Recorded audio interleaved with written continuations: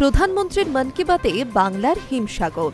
দেশের বিবিধ রাজ্যের বিবিধ প্রকৃতির আম নিয়ে চর্চায় উপজীব্য হয়ে উঠল প্রধানমন্ত্রী নরেন্দ্র মোদীর মাসিক রেডিও অনুষ্ঠান মন কি বাতের ১৩৪তম পর্বে। রাজ্য ধরে ধরে নাম করে প্রধানমন্ত্রী যেমন তুলে ধরলেন সেখানকার বিখ্যাত আমের নাম, তেমনি আমগুলির ভূয়সী প্রশংসাও করলেন, পাশাপাশি দেশের আম চাষিদের প্রশংসাতেও মাতলেন প্রধানমন্ত্রী। জানালেন ভারতের আমের ঐতিহ্যকে বিশ্বের দরবারে পৌঁছে দিচ্ছেন কৃষকেরা। আর সেই চর্চাতেই গোটা পর্বটি জমজমাট হয়ে উঠল। প্রধানমন্ত্রীর কথায় গরম পড়লেই দেশের ঘরে ঘরে আম চর্চা শুরু হয়ে যায়। দেশের প্রত্যেক অঞ্চলের নিজস্ব আম রয়েছে, তার স্বকীয় স্বাদ, গন্ধ রয়েছে, বৈশিষ্ট্যও রয়েছে। কথা প্রসঙ্গে এরপর মোদির বক্তব্যে উঠে আসে বিভিন্ন প্রদেশের আমের গুণগান, আর সেখানে স্থান করে নেয় বাংলার গর্ব সুমিষ্ট হিমসাগর আমও।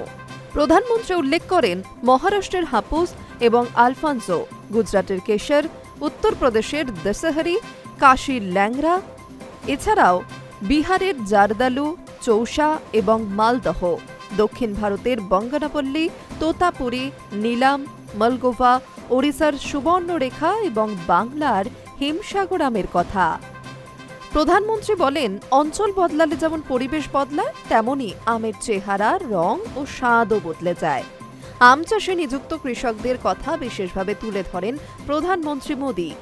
বলেন, আজ মন কি বাতের মাধ্যমে আমি আম চাষে যুক্ত আমার কৃষক ভাই বোনদের প্রশংসা করতে চাই। আপনারা শুধু সাধারণ কৃষক নন, আপনারা দেশের কৃষি অর্থনীতির জন্য অত্যন্ত গুরুত্বপূর্ণ। এইভাবেই আপনারা সকলে সাফল্যের সঙ্গে এগিয়ে চলুন। আপনাদের পরিশ্রম দেশের কৃষি ভিত্তিক অর্থনীতিকে আরও সুদৃঢ় করে তুলেছে।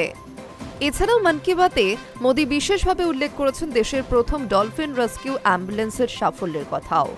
নির্মল গঙ্গা জাতীয় মিশনের আওতায় এটি চালু হয়েছিল। এই উদ্যোগ অনেকটা মোবাইল হাসপাতালের মতো, যেখানে ডলফিনদের উদ্ধার করে তাদের চিকিৎসার ব্যবস্থা করা হয়।